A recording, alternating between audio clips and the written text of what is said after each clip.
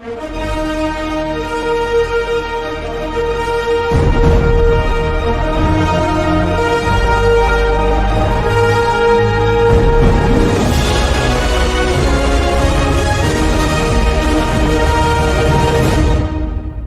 back with another episode. My guy Lyle, thank you for coming through. Before I get started with everything, I just gotta say, man, this feels full circle, especially you knowing me as a kid, being with my dad and everything we went through, and then to be here now, it's an honor, bro. I'm excited to have this episode, man, for sure. Yeah, man.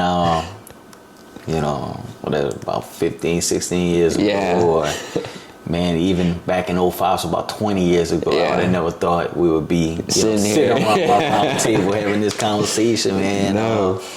Again, like I said, just watching you through social media and just, seeing the young man that you've become and, the great things that you're doing, man. I'm definitely proud of you, now that I have young sons and they around my program, they remind me just of you, causing chaos, but it's well worth it, man. Yeah. And so I just, like I said, I'm appreciative of you, man, and definitely of your dad, man, for sharing you and, with us. Yeah, shout out Pops. Yeah, definitely. But anyway, just to kind of start off, I want to say congratulations, You've been the head coach for going on almost going to be 10 years coming up soon. Yes. And, winning the championship last year. Yeah. Why don't we just start off, tell me, how did that feel, bro? How was that season in general? Like, did y'all know, before the season that you had something special, or? Yeah, I mean, we've always had great players, great athletes at South Plaquemines. But just when I first became the head coach, we were in Class 2A. In Class 2A, when the playoffs would come, we would play against 2A and 3A schools. Now, we were one of the smallest 2A schools, where we would only have about 25 kids on the roster, but we would potentially play teams that had 85 kids on the roster, which, we were kind of at a disadvantage, and kind of, deterred a lot of the kids and, kind of hurt their outlook on the season, knowing that we was kind of, like I said, at a disadvantage. But moving to Division 4, or knowing that we was going to play in the 1A playoffs, the kids were, excited. They were ready to go, knowing that at the end of the day, our best players that go both ways, they're going to play other teams' best players. They got to go both ways. So we just got to outwork them. Again, it was still a rocky season. You take it, most coaches, it's cliche, take it 1 week at a time. That's kind of what we were doing, just trying to figure it out. But we had a good nucleus of players. Like I said, it was definitely, they could have wrote a book on that season, just how chaotic it was. Part 2? yes, definitely, man. Definitely. But,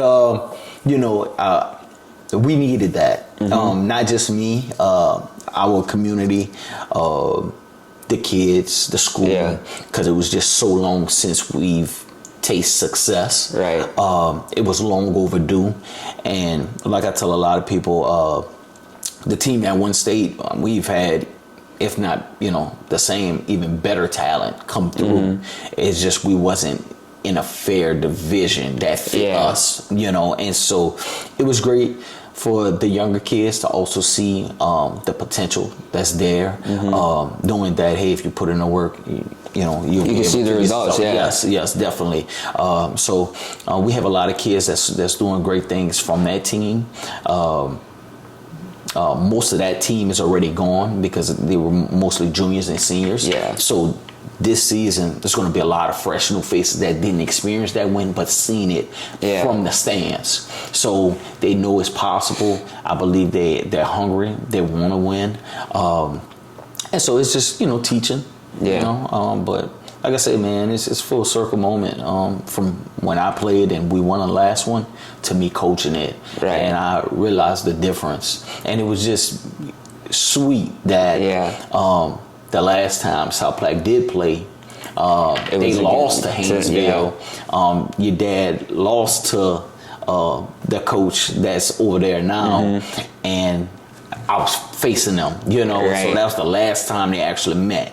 And so, you know, my brothers were there. They lost, you know, the last time I remember played. that. And so it was great, you know, not only to win, but to win against Coach Franklin over at Haynesville, because he's a Hall of Fame coach. Definitely. Right. Yeah, and it's crazy. Going 3 years in a row is just insane. Yeah. Right. But I bet it was nice to get that. It's kind of getting that lick back, you know? Yeah. I needed that. Definitely, man. Needed that one. Yeah, you know, because even though I graduated, I was still supportive of the team, you know, because my brothers played. So, sure, when they lost, it felt like I lost. It felt like you lost, yeah. You know, so, Definitely. I mean, you know, just, you know, being part of your, you know, that's your alma mater, that's, you know, the school and the program that you've done built. You know, so I still had a sour taste, man. But I want to thank you. You know, again, I can't stop thanking you. It's gonna be a lot of things throughout. Yes, this because he, you know, throughout the whole season, I would talk to him. You know, he's always been a mentor of mine. I would send him, you know, questions about just about game planning. You know, hey, what would you do in these situations and stuff like that. Just coaching. You know, when you got an opportunity to learn from one of the best, man, you seize that. So I know he used to get frustrated because I call him at 5 a.m. or 8 p.m. to get it right. And you know, again, he would always answer. He'd send it to me or whatnot. And like I told him, I said, even though you're retiring, when the playoffs come, you on my staff. So I'm sure during that championship game, y'all spoke a lot that week prior. Yeah, right. Yeah, man. It's, you know, a lot of good moments. Like I said, I'm very grateful for him to support me. You know, even after everything that happened during his tenure at South Plaque, to still be invested in the community, still want to see the kids in the community, you know, be successful and you know, have a good outlook and, you know, be supportive, man. I definitely appreciate him for that. Yeah. And I think that's just one big thing about South Plaque in general when you said that is community. Like, they show up no matter what. I remember as a kid when y'all went, they would pack the whole Superdome. And then when we went back this past last year, I mean, it was packed. Yes. It was packed. You would have thought we was probably a 4A school. Yeah. The way the whole... It's like the town shuts down. Yes. And again, it's just not the lower end, you know, South Plaque, you know, just the whole Plaquemines parish, because everybody's related. You know, everybody cousins. So, but man, when you're winning, they support a winner, you know. So let's kind of backtrack a little bit. When you were in high school and all of that, you know, y'all went through something really major with Hurricane Katrina. What was that experience like? You know, you kind of get that question a lot, especially around the anniversary of Katrina. Of course, you can do it 30 for 30. Yes, definitely, man, definitely. I think they should make a movie at some point. That'd be a great movie, right? It constantly plays over in my head. It's, you know, like a bad dream, a nightmare, something that you would see in, you know, other third world countries. You know, you know, just total destruction. We played. I played in my first high school game in the Jamboree. Yeah, that's what I was gonna say. So you were.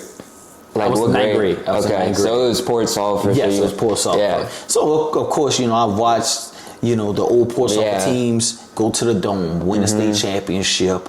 I think the year prior they lost in the quarters, but we probably were the favorite to win a state title. And again, we had the best players in the whole state.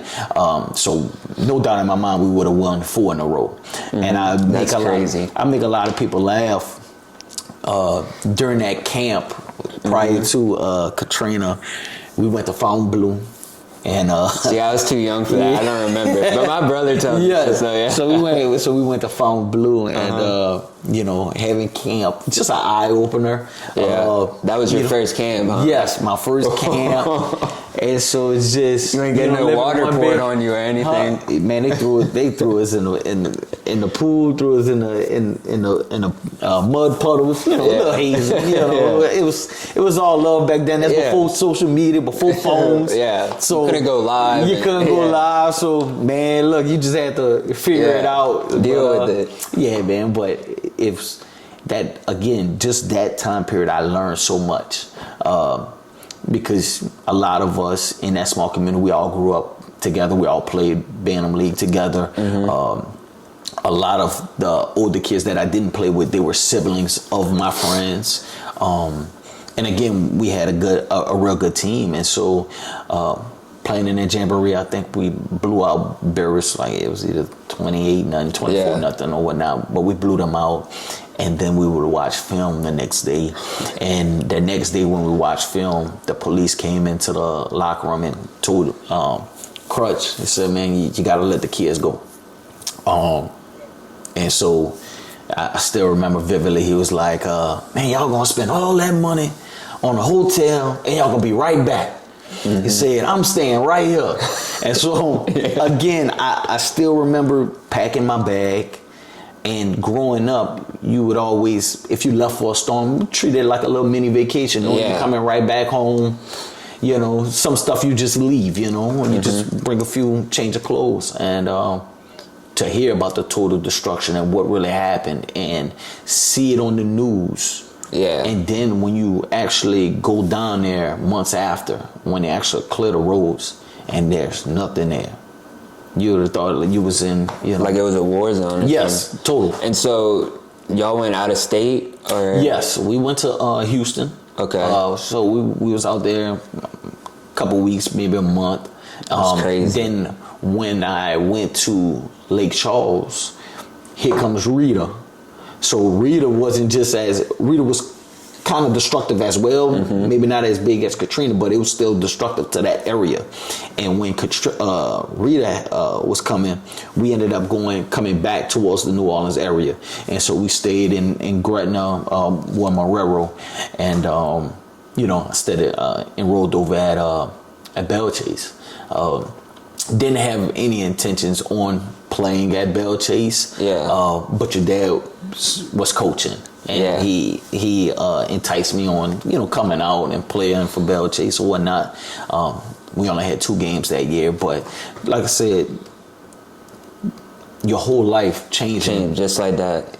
Everything that you've known, friends that you've had, that's going forever. Again, this before having social cell phones media, and so you're not talking to nobody. You just having to, create new relationships with other people. You hope that your friends is okay they're well. It was a reunion when we was able to, actually meet. But it was definitely devastating, tragic. I definitely don't wish that on nobody. And I definitely feel empathy when they do have storms or any natural disasters. You just think about that. Yeah, to have to start all the way over.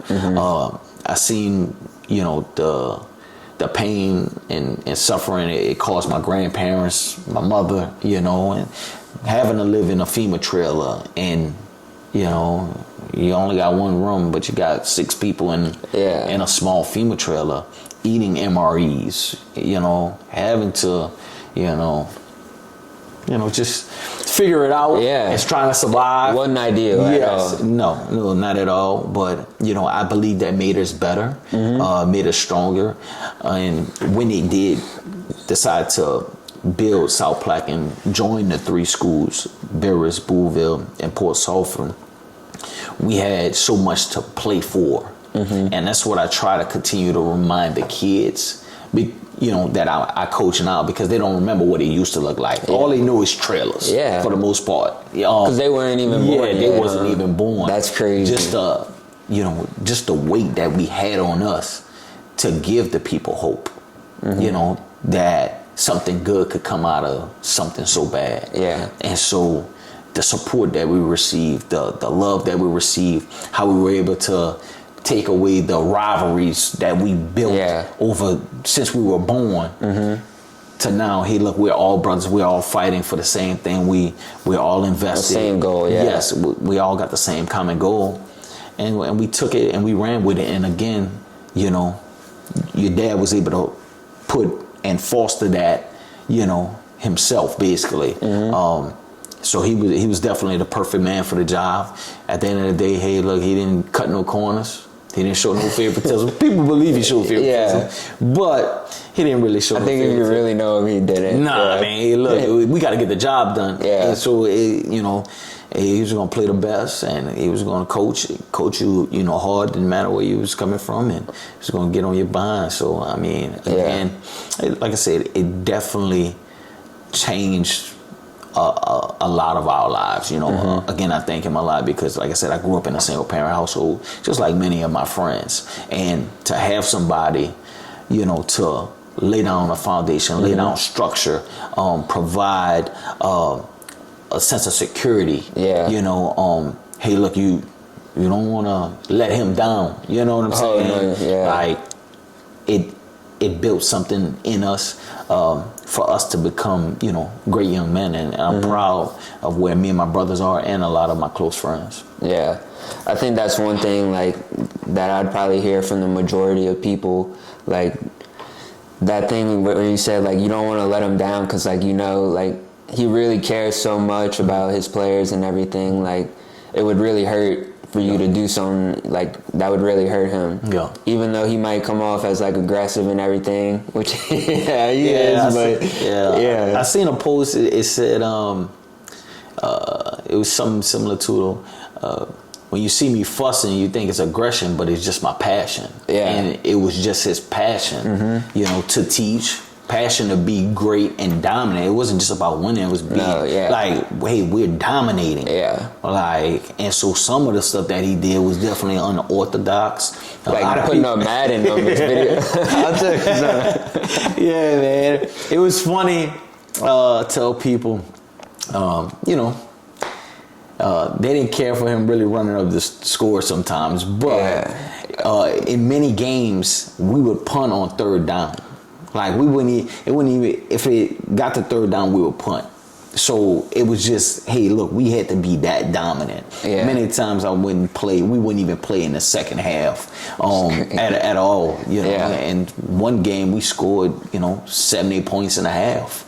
And so, but again, you still was gonna get chewed out. Yeah, you know, if like, you did, you mess up that one time, you still get chewed. So we was gonna get chewed out. And again, like I said, it was from what we seen at Port Sulphur, you know, and saying, hey, look, we wanna provide that same happiness, provide that same hope, and you know, to our community, that same love, because I remember that, and then it just fostered into me now playing, and then now into me coaching. And again, you know, like I told you, say, you know, you have a desire not only once you win one, but it takes to go back and try and win another one and another one or whatnot. You know, and so I'm never truly, you know, just satisfied. So again, like I said, it's a blessing to be where I'm at. I definitely do blame your dad for a lot, because he used to drive the bus, coach track, football, teach, and so I went around and I tried to up him, and now I'm doing all that and 2 more jobs. So I'm like, man, he held you to a high standard. Yeah. So I'm like, I don't know how many more jobs I can do. But so my barber, he went to West St. John. Okay. He didn't play football. Okay. But he went to that game, and every time we talk about it, bro, he was like, man, because he had friends he had already graduated, so he knew all the younger, and he was like, man, that was belt to ass, bro. Yeah, man. That was bad. Like I said, and you know, granted, we was nervous, you know, to be in that spotlight. That was the first one, huh? Yes, that was the first one. I believe we won 48-8 that game. We probably could have put up even more points. Yeah. And but again, going back to your dad, coaching tactics, even though he used to get criticized a lot about running the score up, this, that, and the third, Not kicking a field goal. Yeah, not kicking field goals, going for two, or kicking onside kicks. It's just shocking when you go back and you look at the history of LHSA football, and you know your dad never won Coach of the Year. It's crazy. It's insane. And so, and I didn't notice that until I won Coach of the Year, and they kind of did like a backstory, a history of it, for everything that he had to endure and put together and do. Like, he never truly got his flowers. Mm-hmm. You know what I'm saying? Again, maybe he probably came off as brash or, arrogant, whatever. Yeah. But you couldn't take away from what he ended up putting together. Yeah. You know what I'm saying? Because it still took work. Mm-hmm. It still took dedication. And again, he basically did it by himself. Yeah. And to lead two different programs. And like I said, lose your whole school during Katrina, win 3 out of 5 championships, and he probably could have won a lot more. Yes, oh yeah, especially definitely would have been able to keep the team that he had. Yes, so that year Katrina hit. 6 of my friends, our teammates, ended up going to Bastrop. Yeah, and they went crazy. Yeah, they won the state championship. Yeah. The quarterback at Bastrop was Randall Mackey. He ended up winning 3 titles up there. Class 4A MVP, I believe, all 2-3 years. The state MVP. And to think that would have been at Port Sulphur. Yeah, at a 1A school. It was just a cheat code. Yeah, it would have been. Trent Mackey, one of my dear friends, he went to Cameron Crow. He was the 5A defensive MVP there. And then Ridge probably would have never played quarterback at South Plaque because he was always backing up Randall because we was all 1 year apart. He just played on the defensive side of the ball. But we had guys off that team that went to different parts of the state that all flourished. Yeah. And so if we would have had all that at a 1A school, it would have been dangerous. Yes. It's one of those what could have been. Yes, definitely. Easily. It could have been, should have been, again. And we just had so much talent, man, coming through the pipe. But again, God has a reason and a plan for everything, so. And especially getting to win those championships that you got, that's gotta feel good. Because I'm sure when you were younger, you went to championships as Port Sulphur. Mm-hmm. What was it, Oak Grove and Sterlington? Yeah, they lost to Oak Grove. Lost to Oak Grove, the first one in 2001. Yeah. And then they beat Sterlington in 2002. Yeah. Definitely remember that. Yeah, I remember a long time ago. I watched that on YouTube, and that was a good one. But just kind of moving forward, like, what was it like first stepping into that head coaching job? I tell a lot of people, it was almost, you wish for something and you think that you have it figured out, and once you get in it, you realize, man, I wish I would have had somebody to learn from. Mm-hmm. I wish I really had a mentor or was able to just kind of grow up under grow up under somebody. So I tell a lot of kids and a lot of my old players that now coach, I felt like I was a single parent, teenage parent, because what I thought was right wasn't always totally right. Even though my heart was in a good place, just not knowing exactly how to put this together, I had to change over the years. So I definitely had to mature. I had to, seek help, and that's one thing that I pride myself on. It's like I'm not prideful. Like I'm gonna ask questions. I'm gonna ask help. Yes, definitely. And I wouldn't be here if it wasn't, for that. So I definitely, again, appreciate a lot of the men that kind of helped mold me. While I took on this role, gave me a chance to actually, learn from my mistakes, but also help provide, different roads to take to kind of manifest all this into play. and like I tell a lot of people, I had to go through an alternate program. I never planned on being a teacher. I never planned on being a coach. I went to school for finance with a minor in marketing. And I wanted to go work on Wall Street. That was what my plan was. But your plan is not as big as the plan God has for you. And so 10 years later, I go from not being a certified teacher, not planning on coaching, not planning on teaching, now I'm a state championship head football coach. I'm a, 10-year highly effective teacher. I'm a bus driver. I'm an attendance officer. I'm a track coach. I'm a so many jobs you can't list them up. I'm a athletic director. I hold so many hats, and over that tenure, I went and get certifications. I went back to school. I always was open to growing in my field. Kind of being a sponge. Yes, definitely, and filling voids. And that's kind of what, again, like I said, I learned from all the coaches, and I thank God that I learned from Hall of Fame type coaches. Even when I went to college, I learned from Derek Dooley. I learned from Skip Holtz. I learned from Sonny Dykes. And all three of those, their dads are Hall of Famers in college. They are all phenomenal coaches. And I was able to pick something from them. Whether it was how they plan their day. Okay, how do they handle different situations? How do they coach? How do they, you know what I'm saying? Just different things. And it brought me to this moment. So I definitely appreciate, everybody. What's like the biggest difference you would say between like how you coach now to maybe how like you were in high school?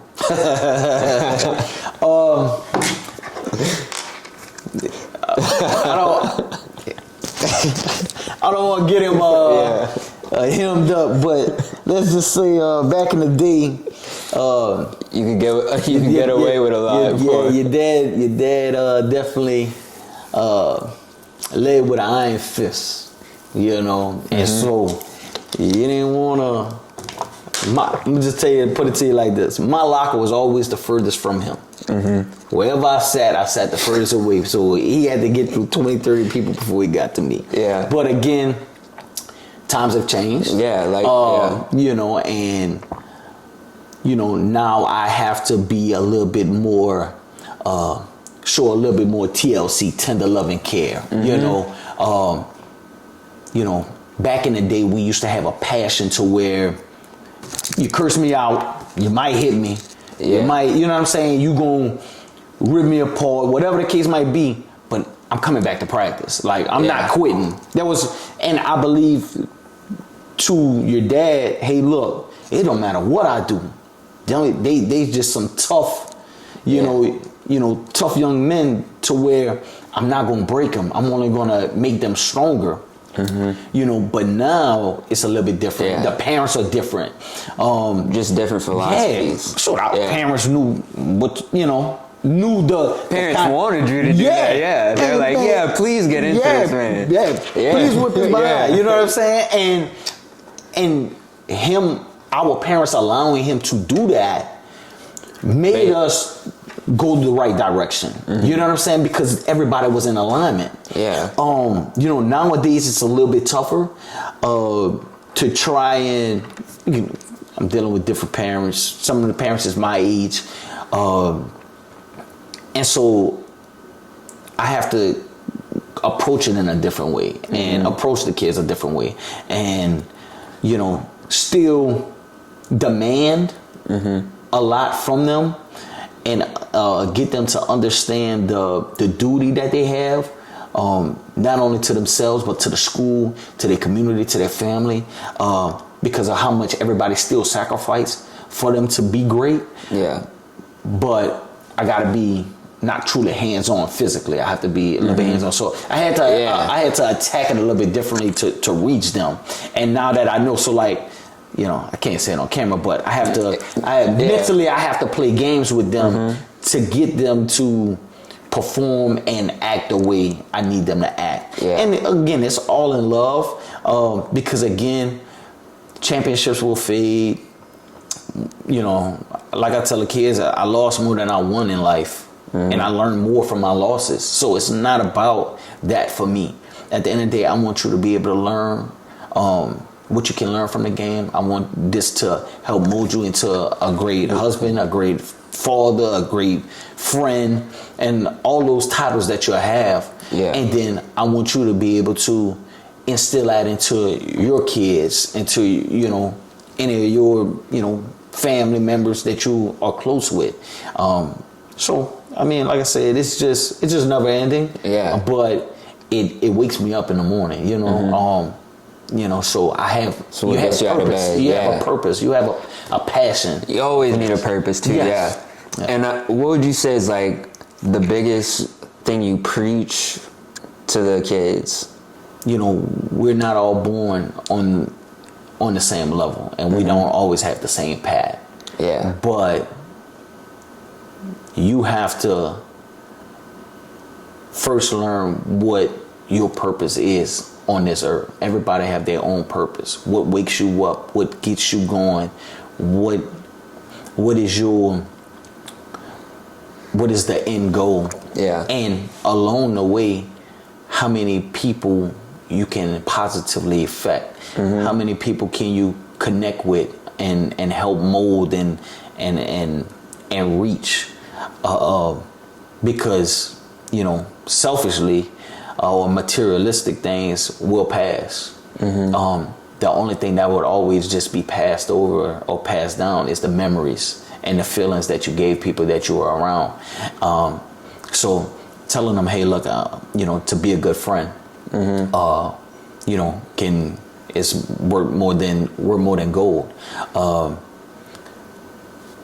You know, just show love and empathy when you can, because at some point you will look for the same. Yeah. And I don't know, like depending on what's going on in that moment of time. Yeah. Because, you know, I try to make a not a story, but any teachable moment I can have with the kids. Yeah. I definitely take a second to pause for a second and give them a different outlook. And many a times it might just be them in the classroom or dealing with people about making the right decisions. Because if you make too many of the wrong ones, it could affect your life forever. Yes. Yeah. And just letting them know I'm not perfect neither. I'm still learning, you know. I'm still learning, and sometimes you can teach me, and I'm okay with that. So letting them know, hey, look, I'm not just heads and shoulder above you, but I just been through a lot more currently, you know. So when I speak, I'm speaking from experience, not speaking because I just want to tell you what to do or just control you. So just like I said, I appreciate that over the course of the years, I have been able to change the way I think and navigate and reach people and build relationships, not only just with the kids, but with the staff, anybody that I come across, you know, and humbling yourself, letting people know I'm not too big to pick up trash. I'm not too big to wash dishes. I'm not too big to tie a kid's shoe. Whatever the case might be, I'll do it, you know. And so letting them know that it goes a long way when you show love and show respect and honor to everyone you come across, because like I tell them, just far as like picking up trash, hey, that's somebody mom or dad has to do that job. What if that was your mom or dad? Would you want somebody just to throw trash on the ground, you know? Or you know, my oldest son, he's autistic, you know, and he's on the spectrum. You know, I want somebody to love him as if he was just, you know, a regular, you know, kid, you know. And just things of that nature, just making, like I said, man, making the right decisions, and being impactful and helpful when you can. And how does, like having your kids and your wife, like how do they keep you grounded? Because I'm sure, like you said, having the 6 jobs, doing all those things, that's hectic. Yeah. And to have something to lean on is just like... the life don't stop. Necessary. And I tell a lot of people, them 6 jobs, it don't mean nothing to the job once I get home. My work really starts once I get back home. And, whether it's helping them, get ready for bed, whether it's helping them with their schoolwork, whether, I got daddy, what they call that, little duties around the house. That stuff has to get done regardless. And when I decided to get married, when I decided to have kids, that has become my number one priority. Mm-hmm. And so sometimes you can lose a little, lose track of that. Sometimes getting caught up with work. But again, I think my wife, we've been together a very long time. She understands my passion. She definitely is very supportive of me and understanding that, hey, look, my purpose and kind of what's my plan, but she always motivates me to even be a better, not only just a better coach or in my field, but be a better husband, be a better dad, whatever that looks like. And so I definitely appreciate her for that because sometimes it's so easy to be content. Mm-hmm. So she definitely humbles me. And again, with my kids, man, they're the highlight. I was just telling you, my kids remind me of you because, when they come to practice, a lot of the kids run away because man, they be terrorizing them. But again, it's all good. And I tell a lot of the kids, I say, the way my children terrorize y'all, that's how y'all be terrorizing me when y'all don't want to do right in school. Yeah. When the teacher calling me or emailing me because you can't keep still in school, that's how y'all look. You know, but it's all it's good, man, that they're able to learn from a lot of the older kids as well and have friendships, and they love it. They watched all the games, watched film with me, and I know about that film, that rewind. I can't tell you how many times I've seen that rewind. I think every time you rewind it had to be 10 times at least. Right. Yeah, definitely. Gotta look at everybody and make sure everybody's doing the right thing and stuff like that. So, it's good, man. Mm-hmm. I'm glad I'm kind of where I'm glad where I'm at, and I thank God for allowing me room to grow. Mm-hmm. Like I said, I'm just trying to push forward, trying to see what's next. It could be moving up in the administration. It could be moving to the collegiate level. It could be moving, just kind of keeping a open mind. About where I could be. And what would you say is just like one goal for the future that you would have? One goal? It's kind of tough just to pick one. Again, I just took my principal test, and it was because I talked to a mentor of mine, and he said it's better to have it and not need it than need it and not have it. Yeah. And I heard it from 2 or 3 guys, frat brothers and stuff, and he said it, and then it stuck. I said, you know what? I've been putting it off. I really don't plan on being a principal. I'm sure some people would love for me to be a principal, but you can't coach when you become a principal. So I said, but look, let me go take that test. So I'll find out in another 3 weeks. If I pass, I feel very well about it. And then the next test I'll take is the superintendent test. That is my plan, just so I have it. And it just kind of give me a couple options and stuff. But I definitely don't plan on going back to school no time. I'm done with school, man. I'm tapped out. I don't want no doctorate degree. But outside of that, man, just continuously, coaching. And if college calls and it's right, if it makes sense for me and my family to coach college, I would love to do that. If I work in central office where I can just drop my kids off in the morning, pick them up after school, and coach them, I did enough. You know what I'm saying? It was, winning a championship wasn't just for me. It was more for the community. It was more for the kids to see, because your dad had everybody spoiled, and they believed he was the the greatest thing to God's greener, and that we could never like reach the pinnacle of that again. So them just seeing, hey, look, and I'll tell them, it could be me, it could be any of you guys. We have the talent, and we'll always have the talent down there to win games. You know, whoever the next coach will be, especially if they're from down the road, they're rooted down the road, you guys gonna know how to get there, you know? So that was kind of the biggest thing that I had to overcome. But yeah, one of my goals, man, I always wanted to do ever since I coached was beat your dad. I'm undefeated. I can't tell you what I told him after the game on camera, but I'm just saying, I got you.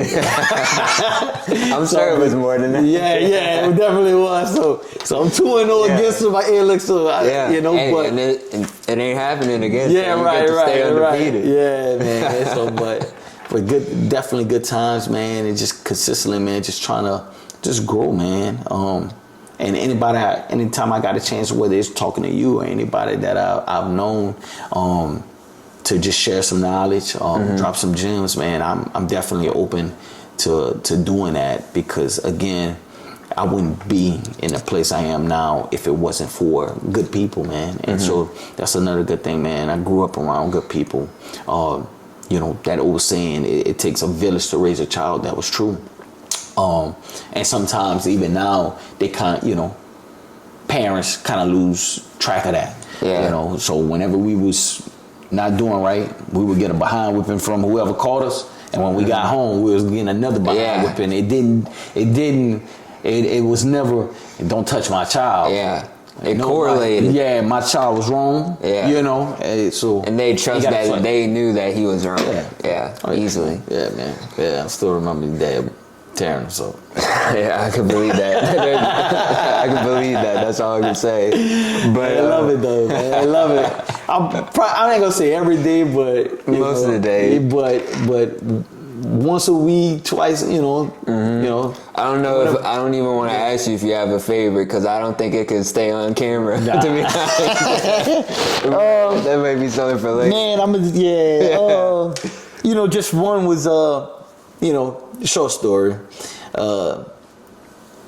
First state championship, we would go to the state championship games the night prior. Yeah, I remember that. Staying Friday, in the hotel. Yeah, so we went Friday night, and the way he led or coached, he said straight up, once the game is over, ain't no more laughing, ain't no more joking, ain't no more playing around. We serious.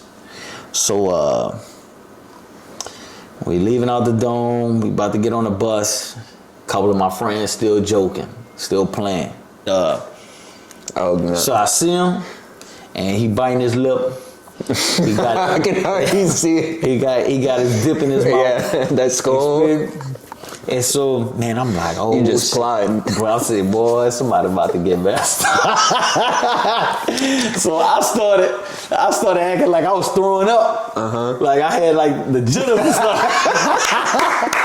So I started acting like I was throwing up. Boy, when we got on the bus, man, you just seen bodies flying all the way across, just all over the place, you know. Yeah. But again, he meant business. And again, like I said, to see where everybody is at now, for the large majority, if it wasn't for him, I can only imagine where they would be. You know what I'm saying? No. Without him, I can only imagine where me and my brothers would be, But I can tell that it was more positive than negative. You know what I'm saying? No, for sure. And so, again, there would never be another one of him. Coaching truly tactics, 101. Yeah, definitely, by a long shot. So understanding the difference in coaching when he coached in the late 90s to 2025, because just in my 10 years, it's totally changed. different. Yeah. So I can only imagine like why he's don't want to coach. I mean, it's the same reason why Nick Saban don't want to coach. I mean, it's just totally,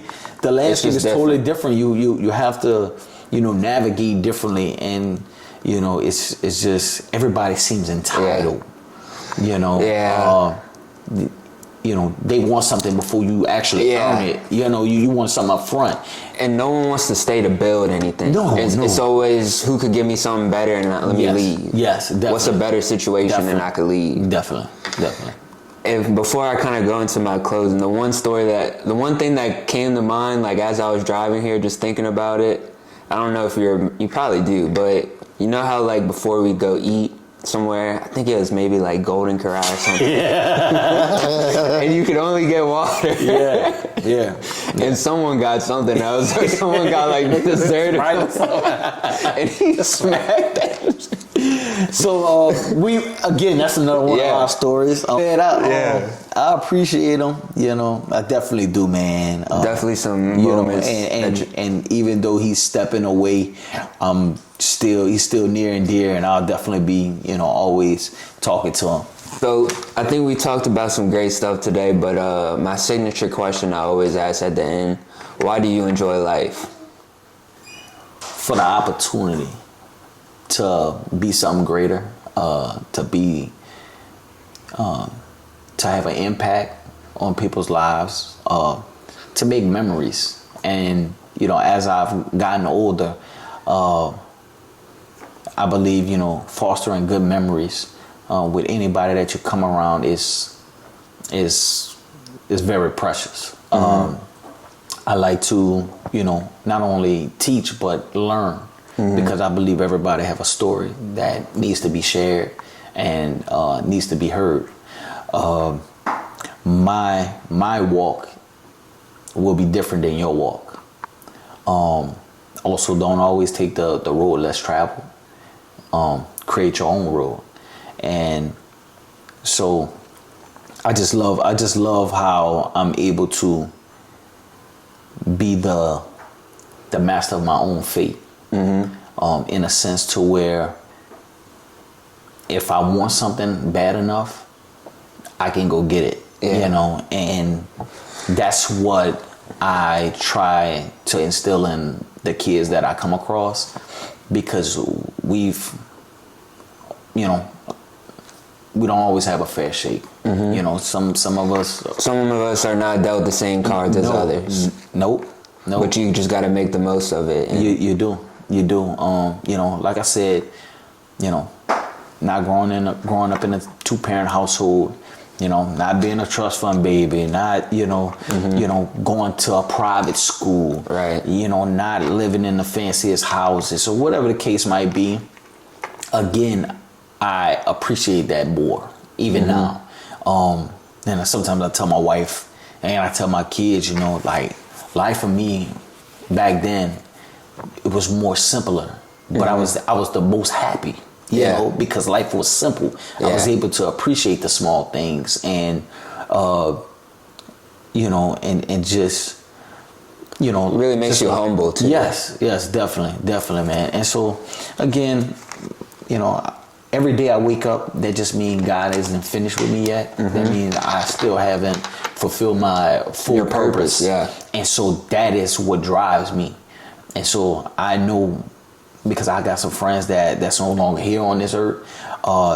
So every day I'm grateful.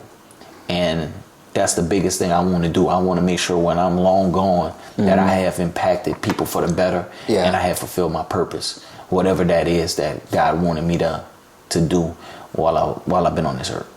I love that, man. That's great. And I mean, that's real too. I mean, like you said, if he's waking you up, you still have a purpose, and he's gonna keep waking you up until you fulfill that. Yes. And so I love that, man. But I think we had some great talk today. I appreciate you big time. This really meant a lot to me, really full circle. But that's it for the episode. Man, thank you for having me, man. Thank you again. Thank you, brother. We're out.